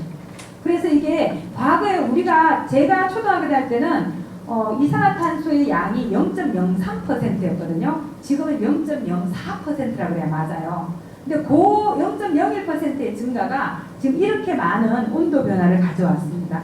근데 문제는 뭐냐면 배출된 게 한 번 지구온난화를 이야기하는 게 온실효과거든요. 그걸 일으키고 사라지는 게 아니라 CO2가 대부분 50년에서 200년을 대기 중에 머무른다 그랬어요. 근데 그 중에 20%는 이상은 1000년을 머무른대요. 굉장히 문제가 되고요. 그래서 지구온난화는 더 이상 막을 수가 없습니다. 기후변화는. 그래서 적응이 굉장히 중요한데 이게 제가 굉장히 묵시록적인 굉장히 참 제가 볼 때는 너무나 엄청난 사실인데 이게 절대적인 한계가 존재해요. CO2 배출에는. 이게 CO2량이 2도씨를 안 넘으려면 CO2량이 2,900기가톤을 넘으면 안 된대요. 대기 중에. 근데 지금까지 인류가 몇 톤을 배출했냐면요. 1,900기가톤을 배출했어요. 그래서 인류에게 남아있는 양이 얼마냐면 1,000기가톤밖에 안 된대요. 그래서 1,000기가톤을 넘어서게 되면 2도씨를 넘어서는 거예요. 그래서 이 1,000기가톤을 국가들끼리 나누어서 배출해야 됩니다. 이게야말로 제로섬 게임이죠. 그래서 우리가 더 배출한다는 얘기는 남들이 그만큼 덜 배출해야 된다는 얘기예요. 그래서 이게 굉장히 엄청난 사실인데 지금 이거를 우리가 유지하려면 2010년 대비 10% 이상 30년까지 줄여야 되고 50년까지 10% 대비 10년 대비 55%를 줄여야 된대요. 그래서 원자력 발전이 저탄소다. 기후변화를 막기 위해서 필요하다 이렇게 얘기하지만 그렇지 않습니다. 이게 CO2가 발전 과정에서는 덜 배출되지만요. 이게 지금 사용 해결료라든지 그거 관리할 때 왔다 갔다 하면서 뭐 건설하면서 나올 CO2라든지 또 CO2만 위험하나요? 방사능은 당연히 더 위험하죠. 그래서 그런 문제 때문에 저는 이거는 한 위험이 다른 위험을 대체할 수 없다고 생각하고 유가가 너무 이게 올랐다가 최근에는 40몇 프로 떨어졌는데 이렇게 변동성이 크다는 사실 자체가 위기라고 하더라고요. 세력가스 지금 늘어나서 지금 미국 같은 경우에 석탄을 세력가스로 바꾸면서 CO2량이 좀 줄었어요. 근데 문제는 뭐냐? 세력가스도 여전히 CO2고요. 메탄이고 이거는 배출이 안 되는 게 아닙니다. 상대적으로 덜 배출되는데 이걸로 CO2 배출을 줄이는 건 한계가 있다는 거죠. 그게 네이처지에 실렸던 논문이고요. 특히 셰일가스는 수압 파쇄법이라는 걸 사용해갖고 수십 킬로미터를 내려가갖고 거기에다가 높은 압력에 물을 쏴갖고 바위를 깨뜨려요. 그래서 거기서 가스를 뽑아내는 거거든요. 근데 그걸 가스를 뽑아내려면 엄청나게 많은 다양한 화학물질을 집어넣어야 된대요. 며느리도 안 가르쳐주는 비법으로. 그래서 무슨 화학물질이 들어가는지 몰라요.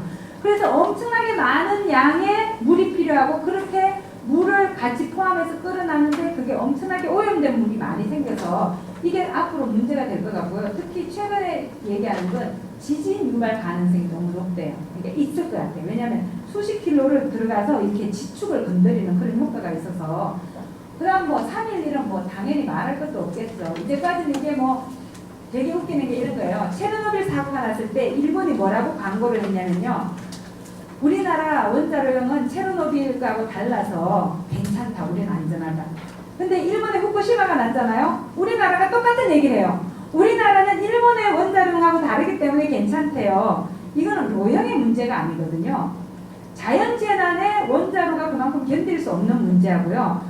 언제든지 판단을 내리는 건 인간이기 때문에 또 인간이 조작의 실수를 항상 할 수 있기 때문에 이건 굉장히 위험 기술이에요. 그래서 이게 원전 이용이 갖는 안전성의 문제하고 윤리와 책임이라는 문제를 다시 한번 부각시키게 됩니다. 이게 사회구가 너무 오래 가기 때문에 미래 세대에게 부담을 주는 거고요. 요거는 지금 에너지 기본권. 뭔 얘기냐면요. 인간 개발 지수라는 게 있어요. 이게 사람들의 삶의 질을 평가하는 지수인데요. 이거하고 에너지 소비에 굉장히 높은 상관관계가 있다고 그래요. 이게 S 곡선을 그리는데 무슨 얘기냐면 이게 1인당 소비가 낮을 때는 조금만 소비를 늘려줘도 지수가 확확 올라갑니다.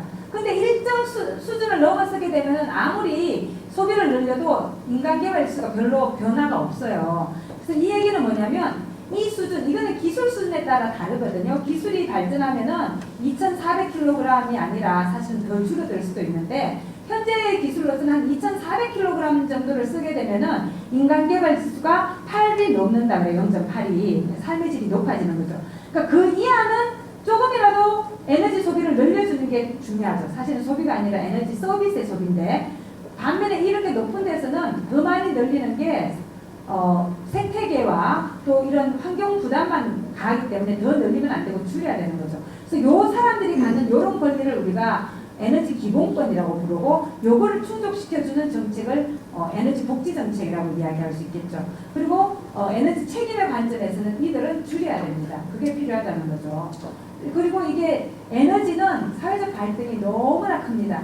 이 그림을 제가 보고 깜짝 놀랐는데요. 이게 765kV 송전탑이거든요. 얼마나 큰지 알려면요. 사람과 비교하면 됩니다. 여기 있어요. 제가 이 밀양에 갔었는데요. 진짜 밀양에 갔더니 앞을 봐도 송전탑, 옆을 봐도 송전탑, 이리 봐도 송전탑, 뒤로 봐도 송전탑인데 그게 그 밀양시의 5개 읍면에 69개의 765kV 이런 게 들어가 있어요. 그래서 이게 지금 너무 엄청나잖아요. 그래서 여기서 발생하는 전자파가 인체에 해가 없다라고 누구도 이야기할 수 없거든요. 환경정책에서는 사전주의의 원칙이 기본이에요. 아무리 불확실하더라도 그것이 끼치는 영향이 상당히 엄청나다고 생각하면 그거는 하지 말아야 되거든요. 근데 지금 우리는 이게 가장 전력을 많이 소비하는 수도권에 이런 게 입지한 게 아니라 이런 해안 지역에 남쪽에 동쪽에 이런 걸 두고는 끌어다 쓰고 있어요. 그러니까 이게 계속해서 사회 갈등이 일어날 수밖에 없는 거죠. 그리고 이게 또 어떤 문제가 있냐면 중앙 집중적이기 때문에 외부 의존적이잖아요. 특히 서울 같은 경우는 아까 4.7밖에 생산 안 하기 때문에 측면들이 함께 결부되어 있다는 거죠. 예를 들면 우리가 자동차 시스템을 생각해 도로 수송 체계에서 자동차를 생각해 보면 자동차가 달리려면 뭐가 필요합니까? 자동차가 움직이려면 도로가 있어야 되죠. 도로만 있어갖고 안 돼요. 또 뭐가 있어야 될까요?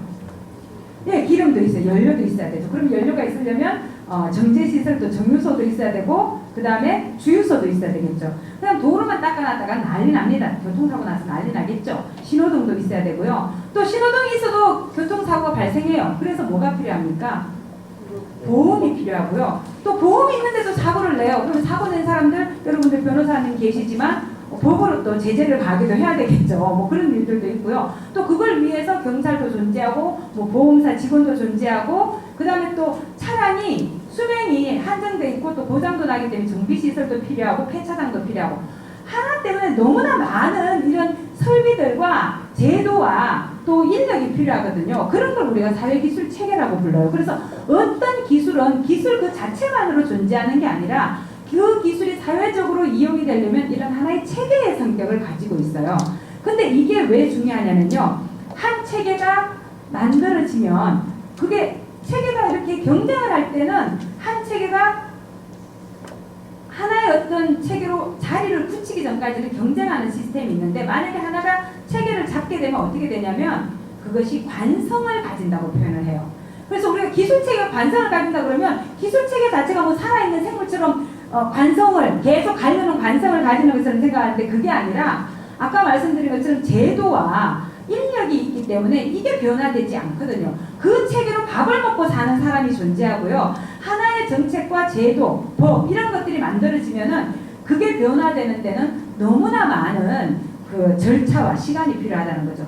바로 그래서 관성이라는 게 존재합니다. 이게 굉장히 중요한데요. 왜 제가 이걸 강조하냐면 지금 우리가 화석연료와 원자력에 기반한 에너지 시스템에서 살고 있는데 이게 효율이 개선되거나 재생 가능 에너지를 높이는 그런 시스템으로 변화되는 것. 이걸 우리가 에너지 전환이라고 불러요. 에너지 체제 전환 또는 에너지 전환. 근데 이게 굉장히 어렵다는 거예요. 이게 굉장히 어렵습니다. 왜 어려우냐면 바로 예를 들면 원자력 발전소 하나 지어놓으면요. 거의 100년을 간다고 생각하셔야 돼요. 하나를 지어놓으면. 왜냐면 하나를 짓겠다고 결정을 내리면 그게 결정이 내려져서 원자로를 짓는 데까지 걸리는 기간이 한 10년 정도 걸리고요. 원자로를 40년 정도 돌리거든요. 그리고 또 요새는 수명 연장까지 해서 한 60년 정도 돌립니다. 그 다음에 그 원자로를 폐쇄해서 정지시켜서 열을 식혀서 그걸 해체할 때까지 몇십 년이 걸릴지 사실 모릅니다. 그래서 거의 100년을 잡아야 돼요. 그렇기 때문에 이런 인프라가 일단 구축이 되면 그 시스템을 넘어서서 가기가 쉽지 않은 거예요. 수명이라는 게 있기 때문에. 그 다음에 수명만, 이 인프라의 문제만 있는 게 아니라 아까 말씀드린 것처럼 사람이 존재하거든요. 원자력 마피아라고 그러잖아요. 원자력으로 밥 먹고 사는 사람이 우리 사회에 아주 많은 수는 없어요. 수가 적습니다. 하지만 이들의 강고한 권력, 그런 것들이 존재하기 때문에 이들이 자기 밥줄을 놓으려고 하지 않습니다. 그래서 저는 뭐라고 항상 이야기하냐면 에너지 체제를 전환시키기 위해서는 새로운 에너지 시스템으로 먹고 사는 사람들을 만들어야 된다. 그래서 이것이 이해관계자들의 권력 투쟁이 돼야 되는 거예요. 그렇지 않고 쉽게 재생 가능 에너지를 늘릴 수 있다? 에너지 효율을 개선할 수 있다? 저는 그거는 어렵다고 생각해요. 독일은 이제 더 이상 과거로 돌아가기가 어렵습니다. 왜냐하면 독일은 이미 재생 가능 에너지로 먹고 사는 사람이 36만 명이 넘어섰어요. 원자력으로 먹고 사는 사람 10,000명도 안 됩니다. 그 싸움이 되겠습니까? 안 되죠. 우리나라는 지금 그 수가 지금 안 돼요. 도저히 싸움. 그리고 지금 소수라 하더라도 예를 들면 지금 한수원에서 근무하는 사람이 한 8,000명 정도 되거든요. 근데 뭐 연간 산업까지 합하면 한 뭐 22,000명 정도 된대요. 근데 그것만이 아니라 정치인들 뭐 이런 사람들 뭐 거기서 검은 돈이 떨어지는지 어쩌는지 모르겠는데 연구원에 있는 사람들 그런 사람들이 이 시스템이 바뀌는 걸 결코 원치 않거든요. 어떻게 해서라도 이걸 지키려고 합니다. 그게 바로 저는 관성이라고 생각을 해요. 근데 이 관성이 그러면 한번 생기면 없어지지 않느냐? 없어집니다. 독일이 없어지지 않으면 그 길로 갈 수가 없겠죠. 예를 들면 어떤 사람들은 이런 에너지 시스템을 경로 의존이라는 것으로 설명을 하는 사람들도 있어요. 경로 의존은 뭐냐면 이미 만들어진 경로는 사람들이 너무 익숙하기 때문에 그리고 이미 법과 제도나 이런 것들이 이미 존재하기 때문에 그걸로 계속 간다는 거죠. 예를 들면 우리가 왜 이 컴퓨터 자판이 퀄트 자판이라고 부르는데 이게 왜 퀄티 자판인가요? QWERT라고 되어 있잖아요. 이 QWERTY로 이게 그렇게 배치돼야 될 이유가 없거든요. 근데 그게 어디서 왔나요? 이게 타자기에서 왔어요. 근데 타자기에서는 퀄티 자판일 필요가 있었어요. 왜냐면 타자기는 우리가 피아노처럼 타자기가 이렇게 앞에서 치면 뒤에 막대가 연결돼서 뒤에 글이 새겨져 있잖아요. 그래서 그게 테이프를 딱딱 치면서 글을 찍거든요. 근데 이게 자주 쓰는 글씨들끼리 배치를 이렇게 주변에 해놓으면 이게 자꾸 엉키는 거예요. 그래서 그 엉킴을 막기 위해서 가장 효과적으로 또는 효율적으로 배치를 하다 보니까 지금처럼 퀄티 자판이 되었대요. 근데 이거는 더 이상 타자기가 아니잖아요. 이게 엉킴이 없잖아요. 근데 왜 퀄리티를 그대로 유지하느냐? 타자기를 사용했던 사람들이 그 시스템에 익숙하기 때문에 다른 배치를 하기가 어려운 거예요. 너무나 저항이 크기 때문에. 그런 걸 우리가 뭐라고 부르냐면 경로 의존이라고 불러요. 새로운 경로가 그 경로일 필요가 전혀 없는데 과거 경로를 그대로 따른다는 거죠. 저는 에너지도 마찬가지라고 생각해요. 지금 사람들이 왜 일반 시민들이 핵발전이 무섭다, 위험하다고 알면서도 왜 이것을 벗어나려고 하지 않느냐. 약간의 경로 의존적 속성이 있죠. 왜냐하면 너무나 풍족하게 쓰고 있으니까 이걸 벗어나려고 하지 않습니다. 익숙해져 있거든요. 그러니까 그런 측면이 있지만, 근데 경로 의존으로 설명하면 돌파구가 안 보여요. 계속해서 의존해 있을 텐데, 그럼 어떻게 이걸 설명할 수 있느냐? 저는 사회기술 체계라는 데서 설명할 수 있다고 생각하는데, 이게 토마스 휴즈라는 사람이 이야기한 건데요. 이 관성이라는 걸 흔드는, 붕괴시키거나 뭔가 해체시키는 힘이 존재한다는 거예요. 그게 뭐냐면 바로 역돌출구라고 표현을 해요. 그러니까 한 시스템이 계속해서 유지되다가 그 관성을 가지고 계속해서 유지하는 힘을 가지고 계속해서 진행하는데, 그것이 계속 진행하지 못하도록 만드는 게 바로 역돌출구라는 거예요. 저는 군대를 안 갔다 와서 모르겠는데 이게 군사 용어라대요. 근데 이 역돌출구에 뭐가 있냐면요. 핵발전 사고 이런 것들이 한번 일어나면 그거는 그 시스템 안에서 해결이 안 되거든요. 그 다음 또 어떤 게 있을 수 있냐면 사용 해결료 처리 문제, 이거를 계속해서 건드리면은 그거는 해결할 방법이 없습니다 지금. 그 다음에 제가 이 역사를 통해서 볼 때 제일 중요한 게 뭐냐면 바로 시민운동이었어요. 사람들이 그 시스템을 더 이상 수용하지 않고 거부하고 새로운 체제로 가겠다는 의사를 아주 명확하게 드러내면서 싸울 때, 그때 이제 그게 굉장히 강력한 역돌출구가 됩니다. 그래서 이게 관성이 있지만 이런 역돌출구를 통해서 변화될 가능성이 존재한다는 거죠. 제가 이러다가 집에 아마 못 보내드릴 것 같은데, 제가 계속해서 시계를 지금 찾는데 시계가 없어갖고요. 제 휴대전화를 좀 갖다 주시겠어요? 예, 지금 그렇다면 세계적으로 또 한국이 어떤 에너지를 얼마나 쓰는지 좀 살펴보도록 하겠습니다. 어떤 에너지를 얼마나 쓰느냐면요. 지금 이거는 전 세계 인류의 에너지 소비예요. 이게 지금 1971년에서 2012년 사이인데요. 우리가 73년과 79년에 두 차례에 걸쳐서 석유 파동이 있어서 대부분 이제 70년대부터 많이 이야기를 합니다. 근데 얼마나 많이 늘었냐면요. 2배 이상이 늘었어요. 인류 전체가 쓰는 에너지 양이. 물론 인구는 2배 이상 훨씬 늘었겠죠. 근데 에너지 소비량이 이렇게 많이 늘었어요. 그리고 이 중에서 대부분을 차지하는 게 뭐냐면 바로 화석 연료입니다. 화석 연료가 차지하는 양을 다 합하면 80%가 넘습니다.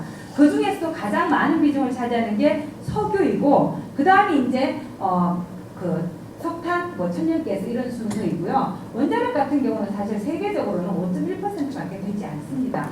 근데 사실 이거하고도 연결된 게 많이 있는데 사람들이 이렇게 얘기해요. 석유를 지금처럼 사용하는 것만큼 어리석은 게 없다고 이야기해요. 뭐냐면 석유를 물론 산업의 원료로도 많이 쓰지만 지금 석유를 가장 많이 쓰는 게 어디냐면 수송 부분이거든요. 태워서 없애는 거예요. 근데 석유는 굉장히 많은 어떤 제품의 원료가 되기 때문에 이거야말로 굉장히 오랫동안 우리가 유지하고 후손들에게도 쓸 수 있는 기회를 줘야 되는 건데 태워서 다 없애버려요. 근데 태운 건 에너지 연력학 제1법칙에 따르면은 이게 에너지 보존의 법칙이라는 게 있거든요. 그래서 에너지의 양태는 다르지만 사실 지구가 가지고 있는 그러니까 지구가 아니라 사실 우주가 가지고 있는 에너지 총량은 동일하다고 이야기해요. 근데 그게 형태가 바뀌는 거죠. 열 에너지, 예를 들면 석탄, 석유, 가스 이런 형태로 있다가 열 에너지로 바뀌고, 열 에너지로 바뀌면서 소음이라든지 폐기물의 형태로도 나가는데, 연력학 제2법칙은 뭐냐면요. 엔트로피가 높아지면은 낮은 상태로 되돌아올 수 없다는 거예요. 예를 들면 우리가 연탄을 태웠을 때 연탄 제로 바뀌는데 그 연탄이 타면서 열 에너지가 났잖아요. 그러면 우주 전체에 그 에너지가 있는 거거든요. 그걸 다 끌어모아서 원래의 연탄 상태로 만들 수가 없다는 거예요. 그게 에너지는 전체는 보존되지만 예전 상태로 되돌릴 수가 없다는 게 연력학 제2법칙이에요. 근데 우리가 이런 형태로 지금 너무나 많은 에너지들을 소비해버리고 있는 거죠. 소진하고 있는데 이런 것들은 재생 불가능한 에너지라는 게 굉장히 큰 문제입니다. 이걸 어떤 사람은 뭐라고 표현했냐면요. 매장된 햇빛이라고 표현하는 사람이 있어요. 화석연료를. 왜 매장된 햇빛이냐면 우리가 사용하는 에너지는요. 모든 에너지가 다 석유에서, 햇빛을, 태양으로부터 왔어요. 두 가지만 빼고. 조력하고 지열만 빼고 나머지 모든 에너지는 다 태양으로 왔다 그래요. 화석연료조차도. 왜냐하면 화석연료가 뭐냐면요. 동물, 식물이 죽어서 이 유기물이 화석이 된 거거든요. 화산재를 뒤집어 쓰고 지하의 깊은 곳에 가서 열과 안전을 받아서 이게 화석이 된 거예요. 분해돼서 대부분의 것들은 빠져나가고 탄소하고 수소가 주성분을 이루고 있는 게 바로 화석연료예요. 그래서 화석연료를 탄화수소라고도 부릅니다. 그렇기 때문에 이게 뒤에서 말씀드릴 지구온난화, 기후변화의 원인이 됩니다. 왜냐하면 탄소가 포함되어 있어서 이걸 태울 때 여기에 포함된 탄소가 공기 중에 산소가 결합해서 이산화탄소가 되는데 그 이산화탄소가 굉장히 강력한 온실 기체이거든요. 근데 하여튼간에 매장된 햇빛이라는 얘기는 바로 이 식물이 자라서 동물에게 먹히고 이 식물과 동물이 화석이 된 게 화석연료잖아요. 애초에 태양으로부터 왔다는 거죠. 근데 이게 얼마나 오래전에 만들어진 자원이냐면 2억 5천만 년에서 3억 5천만 년 전에 만들어졌대요. 그만큼 오랜 기간에 걸쳐서 만들어졌는데 우리가 이걸 단기간에 꺼내서 써고 있어요. 그 말은 뭐냐면 자연의 흐름을 엄청나게 벗어난 속도로 우리가 살고 있다는 얘기예요. 그러니까 지금의 우리의 삶은 자연의 흐름과는 전혀 함께 갈 수 없는 그런 삶을 우리가 살고 있다는 거죠. 한국은 어떠냐? 한국은 전 세계에 비해서 이 석유 소비가 훨씬 더 많고요. 그 다음에 무연탄, 합한 석탄도 전 세계보다 좀 높습니다. 반면에 상대적으로 깨끗한 에너지라고 불리는 화석연료 중에서도 LNG의 비중은 좀 낮습니다. 왜냐하면 유럽이라든지 이런 나라들에서는 파이프라인을 연결해서 쓰거든요. 근데 우리나라는 반도지만 섬이라고 이야기해요. 분단 국가라서. 그래서 대륙으로부터 파이프라인을 끌어다 쓸 수 없기 때문에 우리가 천연가스를 싣고 오는 그 액화 천연가스를 싣고 오는 배가 따로 있잖아요. 그래서 굉장히 비싸요. 다른 나라보다. 하여튼 그렇고 여기서 우리는 에너지를 어디에서 대부분 쓰냐면 산업에서 62.2%를 씁니다. 물론 원료로 석유화학 산업이 워낙 우리가 비중이 높아서 원료로 22.4% 정도를 쓰는데 이거를 빼도 40%의 에너지는 산업이 있어요. 나머지 가정산업이 17.8, 수송이 17.8이고요. 전력 같은 경우는 이게 이제 2013년인데 원자력으로 생산된 게 26.8%, 작년은 30%였어요. 그 다음에 유연탄 38, 그런데 이렇게 만들어진 전기를 누가 대부분 쓰냐면 산업이 절반 이상을 써버립니다. 그 다음에 가정산업이 39.4인데 가정만 따로 떼면 한 13.5% 정도만 가정에서 소비가 돼요. 나머지 이제 한 26% 정도가 상업에서 이제 소비가 되고요. 근데 이게 뭐냐면 아까 제가 말씀드렸잖아요. 1차 에너지하고 이 최종 에너지를 보면 우리가 손실이 이렇게 많아요. 4분의 1이 손실이 됩니다. 이유는 전기를 우리가 많이 쓰기 때문에 1차 에너지 투입된 게 전기로 바뀌는 과정에서 너무나 많은 손실이 일어나서 이렇게 됩니다. 그래서 전기의 비중이 높아지면 높아질수록 버려지는 에너지가 굉장히 많게 됩니다. 그 다음에 근데 우리나라가 그러면 에너지를 얼마나 많이 소비하고 있냐면요. 아까 전 세계는 71년에서 2012년 사이에 2배 이상 늘었는데 우리는 70년까지 갈 필요 없이 90년에서 2013년까지 5배가 늘었어요. 전기 소비가. 에너지 소비는 여기 있는 것처럼 3배가 늘었습니다. GDP는 3.1배 늘고 그 사이에 에너지는 3배가 늘었는데 전기는 훨씬 더 빠르게 전기화가 이루어졌다 그러죠. 5배, 5배가 늘어났고요. 최근 들어서 이게 되게 재미난 게 이게 뭐냐면 GDP 증가율하고 전력 판매 증가율을 보면은 이게 과거에는 전력 특히 참여정부는 좀 바람직했어요. 그게 뭐냐면 늘어난 거는 사실인데 이게 양수라는 건 다 늘어났다는 거거든요. 근데 이걸 보시면은 과거의 참여정부 상태에서는 GDP가 늘어난 것보다는 전력 소비가 늘어난 게 더 낮았습니다. 전기는 안 그랬어요. 죄송합니다. 전기는 어떤 문제가 있냐면요. 이게 전력 판매량은 계속해서 여기는 보시면은 이게 계속해서 전력 판매가 이게 실선인데 전력 판매가 GDP 증가율보다 항상 더 높았어요. 그러니까 무슨 얘기냐면 돈을 벌어들이는 것보다 전기를 소비하는 비율이 훨씬 더 빠르게 늘었다는 거죠. 특히 이게 굉장히 큰 차이가 있는 게 바로 녹색 성장을 외쳤던 이명박 정부에서는 엄청나게 지금 전력 소비가 많이 늘었었는데 최근 들어서 굉장히 이 긍정적인 변화가 발생하고 있어요. 그게 뭐냐면 전력 소비가 늘어난 것보다 GDP 증가율이 더 떨어진다는 거죠. 근데 이걸 제가 말씀드리는 이유는 뭐냐면 최근에 제가 뒤에서 말씀드릴 텐데 전력수급 기본계획을 세울 때 이걸 반영해서 전력 소비 증가율이 좀 떨어지는 걸로 해야 되는데 그렇게 계획을 하고 있지 않은 그런 문제가 있어요. 지금도 앞으로도 계속해서 전기 소비가 너무나 엄청나게 늘어날 걸로 지금 가정하고 있어요. 그 다음에 이제 우리나라가 얼마나 에너지를 많이 쓰는 나라냐면요. 인구가 5천만이었거든요. 2012년에. 전 세계에서 차지하는 비중이 0.7%였어요. 우리나라가. 세계 26위 인구 대국이었어요. 인구수를 했을 때. 근데 GDP는 2012년 현재 세계 12위였어요. 근데 1차 에너지는 지금 우리나라가 세계 8위였고요. 그 다음에 연료연소를 통해서 발생하는 CO2, 이게 이제 기후변화에 얼마나 책임이 있느냐인데, 이거는 세계 7위였어요. 그리고 이 CO2 배출이 전 세계에서 차지하는 비중이 1.9%로 인구 비중의 2배 반이었습니다. 그러니까 그만큼 우리가 인구 비중에 비해서 에너지 소비나 CO2 배출 비중이 굉장히 높은 책임 있는 국가라는 그런 의미죠. 그리고 다른 에너지도 마찬가지예요. 모든 게 10등 아닙니다. 지금 우리나라가. 모든 게 10등 아니에요. 석유 소비, 석탄 소비, 전력 소비, 석탄 화력 발전량, 원자력 발전량 다 10등 이내예요. 너무 높은 에너지 소비에서는. 그리고 이걸 보시면은 여기 있는 나라들이 우리나라보다 소득이 높은 나라들만 제가 썼어요. 그러니까 총 GDP가 우리나라보다 높은 나라들인데 이런 나라들이 그 나라들하고 비교해보면요. 우리나라는 1인당 에너지 소비량이 미국 빼고는 우리가 제일 높습니다. 다른 나라에 비해서. 그리고 다른 문제는 미국조차도 정체했다가 떨어지고 있어요. 1인당 에너지 소비량이. 근데 지금 유럽은 우리처럼 이런 양을 역사를 통해서 한 번도 찍어본 적이 없어요. 항상 떨어졌어요. 그리고 최근에도 떨어지고 있고.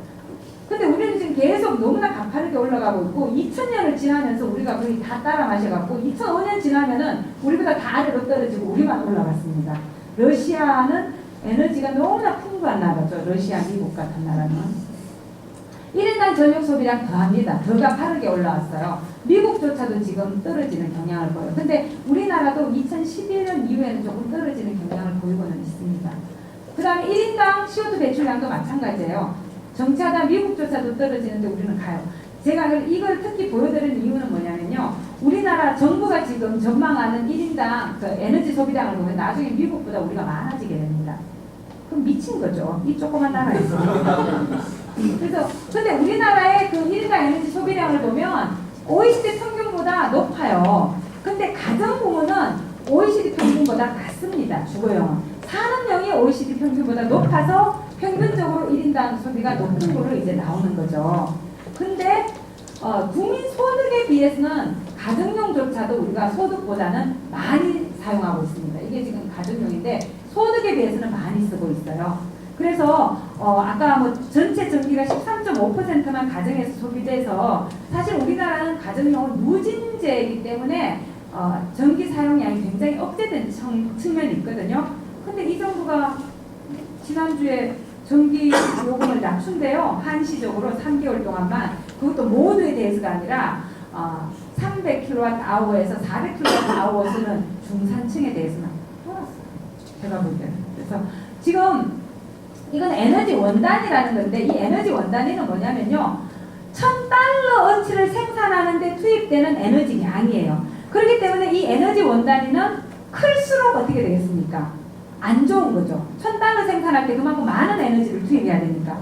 지금 우리나라가 OECD 국가들 중에서요. 에너지를 얼마나 비효율적으로 쓰고 있냐면 지금 우리나라가 여기잖아요. 엄청나게 원단위가 높아요. 우리보다 뒤에 있는 나라는 핀란드, 캐나다, 에스토니아가 그래요. 근데 핀란드하고 캐나다는 수력 발전을 많이 하고 있기 때문에 이 나라는 사실은 이걸 써도 그렇게 자연에 큰 손상을 간다거나 CO2를 많이 배출한다거나 그렇지 않아요. 그러니까 우리나라가 굉장히 문제인 거죠. 아일랜드도 마찬가지예요. 여기도 그걸 많이 써요. 저기 수력. 그리고 우리나라가 지금 또 뭐가 문제냐면요. 아까 그 경성에너지, 경성전력체제라고 그랬잖아요. 이게 지금 빨간 게 화력발전 시설이고 노란 게 핵발전인데요. 이걸 보시면은 지금 소수의 지역에 대규모로 이렇게 입지를 시켜놨어요.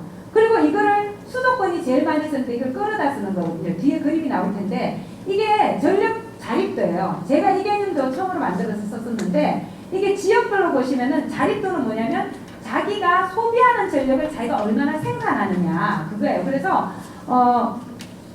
생산하는 전력을 소비하는 전력으로 나눴을 텐데 이게 지금 100이 넘는 지역은 자기가 소비하는 것보다 훨씬 더 많이 생산하는 곳이에요. 이런 지역들은 훨씬 더 이게 대규모 화력발전, 석탄 화력발전이나 원자력이 있는 그런 지역이고 이게 떨어지는 데는 그런 게 없어요. 서울 같은 경우도 지금 4.7%만 서울에서 생산하고 있습니다. 근데 이게 굉장히 또 문제입니다, 사실은. 그리고 이런 지역은 어떻게 되느냐? 다른 지역에서 끌어다 써야 되는 거죠. 이게 바로 사회 갈등의 원인이 되죠. 그리고 우리나라에서는 또 문제가 되는 게 뭐냐면요. 아까 우리가 재생 가능 에너지라는 표현을 제가 썼는데 우리나라는 특이하게 재생 가능 에너지라는 표현을 쓰지 않아요. 뭘 쓰냐면 신재생 에너지라는 표현을 써요. 그게 신재생 에너지 이용 보급 개발 이용 보급 촉진법 그거에 나와 있는데요. 이게 뭐냐면 요걸 우리가 흔히 재생 가능 에너지라고 불러요. 국제 사회에서는 OECD라든지 IEA에서는. 근데 우리나라는 이것만이 아니라 이게 덧붙여져 있어요. 왼편에 있는 이게 뭐가 덧붙여져 있냐면 신에너지라고 해서 수소, 연료전지, 석탄핵 화학가스와 중질 잔사유. 그래서 이게 근데 이거는 왜 문제냐면 이런 것들은 재생 가능성이 없거든요. 사실 예전에 뭐가 유행했냐면 한때 수소 에너지 이게 막 유행했어요. 근데 사실은 수소는 에너지가 아니거든요. 왜냐하면 수소는 자연 상태에 거의 존재하지 않습니다. 0.0001%가 존재하는데 수소를 그럼 어떻게 해야 되느냐? 만들어야 돼요. 수소를 만들려면 어떻게 하냐면 지금도 우리가 수소를 만들어내고 있는데 어떻게 하냐면 천연가스나 석탄이 C와 H로 결합되어 있다고 그랬잖아요. 거기서 H를 떼는 거예요. 그걸 계질이라고 부르는데 지금은 주로 천연가스에서 H를 떼서 수소를 만들어요. 그러면 그 수소를 태우게 되면 공기 중에 산소랑 결합해서 물이 되는 거죠. 그렇게 되면 전혀 그 오염물질이 안 나온다 이렇게 표현을 하잖아요. 근데 그 수소는 만들기 위해서 에너지가 투입이 돼요. 그러면 투입된 에너지가 사실은 수소의 형태로 변화되어 있다가 수소를 태우면 에너지를 주고 물로 변화되기 때문에 수소는 뭐라고 부르냐면 에너지가 아니라 에너지 전달자라고 불러요. 영어로 에너지 캐리어라고 그러는데 전달을 해주는 거거든요. 그러니까 이걸 만드는데 에너지가 들기 때문에 사실 재생 가능 에너지라고 보기 어렵습니다. 그래서 신에너지를 해서 새롭게 한다 이렇게 얘기했는데 연료전지는 사실 에너지가 아니에요. 연료전지는 수소를 사용하는 기기예요. 근데 이걸 또 에너지에 넣어놨고 석탄을 액화하거나 가스화하거나 중질 잔사유라고 그래서 이게 석유에서 이제 찌꺼기 남는 거 이런 것들을 우리가 또 신에너지라고 그래서 이거를 우리나라는 막 확대하는데 지원을 해줍니다. 그 다음에 재생 가능 에너지 중에서도 폐기물이 국제적으로는 생분해가 가능한 폐기물만 폐기물, 도시 고형 폐기물 이렇게 얘기하거든요. 근데 우리나라는 산업 폐기물이나 산업 폐가스를 포함하고 있어요. 이 폐기물 에너지가 전체 신재생 에너지의 거의 80% 육박합니다. 78% 정도 되는데 그 다음 수력도 50메가와트 이상은 대수력이라고 표현하고 그 미만을 소수력이라고 표현해요. 소수력만 자연에 큰 영향을 끼치지 않습니다. 근데 우리나라는 대수력조차도 다 신재생 에너지에 집어넣기 때문에 이게 엄밀하게 재생 가능 에너지가 아니에요. 그래서 어떻게 되냐면 우리 정부가 발표한 자료에 의하면 이게 이제 OECD 팩트북에 나오는 거하고 연결해서 2012년까지 했는데 정부의 자료에 따르면 우리가 지금 재생 가능 에너지가 3.18%로 늘었다. 지금 한 4%가 조금 넘는데요. 이거 양은 계속 시설 용량은 늘었어요. 근데 왜 비중은 그만큼 안 늘었느냐? 전체 에너지 공급량이 늘어났기 때문에 비중은 좀 그것보다 적어요. 근데 국제 기준에 따르면은 계속 0.7%예요. 이런 나라가 세상에 별로 없습니다. 우리나라가 어떠냐면 OECD 중에 꼴등이에요. 평균이 지금 8.2%인데 이것도 재생 가능 에너지. 이게 재생 가능 에너지라는 표현을 쓰면 0.7밖에 안 돼서 사실 신재생이라고 써도 꼴등은 마찬가지겠네요. 거의. 일본하고 우리가 막상막하요. 근데 일본은 지금 후쿠시마 이후에 태양광이 굉장히 많이 늘었습니다. 근데 또 더 가관인 거는 EU 같은 경우는 2030년까지 27%로 재생 가능 에너지를 늘리겠다 그러는데 우리나라는 신재생이라는 표현을 쓰면서 30년보다 5년 뒤인 35년까지 11%로 늘리겠다. 그래서 이거를 국제 기준으로 맞추면 한 6%도 안 됩니다. 한 4% 정도 될까? 뭐 그 정도예요. 그래서 굉장히 심각하고요. 또 심각한 게 뭐냐면 이게 막 녹색 성장한다고 난리를 부렸는데 계속 떨어져 가고요. 특히 박근혜 정부 들어왔으면 이게 성장률 자체가 마이너스예요. 재생 가능 에너지 관련해서 업체 수라든지 고용 인원이라든지 투자 증가율이라든지 매출 증가율. 세상에 이런 OECD 국가가 없어요. OECD는 그냥 개발도상국도 이런 나라가 별로 없습니다. 지금 우리나라 엄청 문제예요. R&D 계속 거꾸로 가요. 오히려 떨어지고 있어요. 재생 가능 에너지. 그 다음에 이제 핵발전에 대해서 말씀을 드리면 세계적으로 핵발전은 아까 말씀드린 것처럼 54년에 이제 오브닌스크였고 뭐 56년에 콜드오리 상업용 원전이었죠. 그러다가 이게 굉장히 빠르게 증가한 때가 언제냐면 70년대예요. 왜냐하면 그때 이제 석유 파동 이런 게 있으면서 그 석유를 대체하는 에너지 그리고 평화를 위한 원자를 얘기하면서 이제 어떻게 되냐면 이게 핵발전소를 건설하는데 시간이 굉장히 많이 걸려요. 그걸 우리가 리드 타임이라고 부르거든요. 그래서 계획을 세워서 그걸 건설해서 돌릴 때까지 걸리는 시간을 우리가 리드 타임이라고 그러는데 이게 가장 긴 게 핵발전이에요. 가장 짧은 게 재생 가능 에너지, 천연가스 뭐 이렇게 됩니다. 근데 지금 여기 보면 79년에 미국의 프리마일섬 사고가 있었고 86년에 체르노빌이 있으면서 이게 90년에 들어와서 정체가 됩니다. 왜 이게 즉각적으로 나타나지 않냐면 아까 말씀드린 리드 타임 때문에 86년 이후에 세워진 거는 그 전부터 지었던 거예요. 근데 86년이 지나고는 또 미국에서는 79년 이후로 새로운 원전을 건설하지 않습니다. 거의가. 그래서 이게 별로 늘어나지 않고 오히려 숫자가 줄어들어요. 왜냐하면 얘들이 수명이 있기 때문에 수명이 있는 게 문을 계속 닫게 되거든요. 특히 이제 2012년 후쿠시마 사고가 나고는 확 떨어지는데 지금 이런 상태이고요. 지금 현재 31개국에서 원전, 핵발전소가 운영 중에 있고 가동 중인 원자로의 평균 수명은 28.5년이에요. 근데 이게 평균 수명, 설계 수명을 한 40년으로 보고 있기 때문에 지금 이걸로만 평면적으로 얘기하면 11.5년 이후에는 폐쇄되는 원자로가 대부분이라는 얘기죠. 그리고 폐쇄된 원자로의 평균 수명은 24년에 불과했어요. 왜냐하면 고장이 났다거나 또는 세워놓고도 돌리지 않은 원전들도 있어요. 그래서 그런 식으로 지금 되어 있고요. 지금 전 세계적으로 봤을 때 핵발전을 통해서 얻는 전기는 전 세계 전기의 10.8%인데 이게 갈수록 떨어지고 있어요. 이게 전기 생산에서 차지하는 비중이 가장 높았던 때는 1996년이었어요. 17.6%로 가장 높았고 발전량으로 가장 높았던 건 2006년이었어요. 근데 지금은 발전량도 떨어지고 비중도 지금 떨어져 있는 그런 상태입니다.